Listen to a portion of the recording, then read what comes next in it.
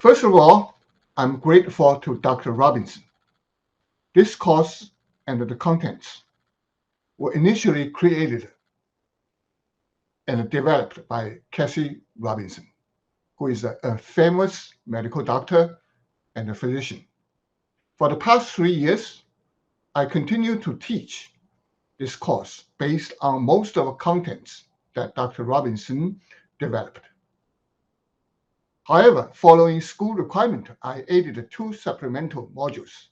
Module 13, which is a miscellaneous, and Module 14, which is a general introduction to imaging. Let's briefly review all these modules. Okay, first one, the Module 1, hematology. Hematology, we're going to be talking about CBC. As all you know, CBC covers the erythrocytes and the leukocytes, and also differentials, including all like neutrophil, lymphocytes, all these kind of things. And also, we're going to be review the prothrombin times. Prothrombin time, maybe most of you already familiar with, because for the patient who use the warfarin, maybe need a regularly checked PT.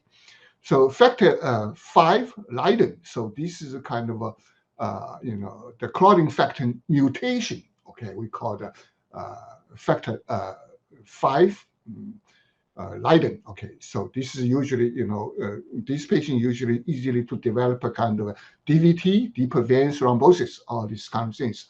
D-dimer maybe for all these days for the these COVID-19 times, maybe you starting to be familiar with that D-dimer, because D-dimer is kind of a parameter to measure the clotting of the blood, and also the so that's why we use for the blood clotting related disease, and also the DIC, which happen sometimes in the COVID-19 patient. We call it disseminated intravascular coagulation. Okay, so and also a vascular ultrasound, that sometimes we use this vascular ultrasound to diagnose the DVT.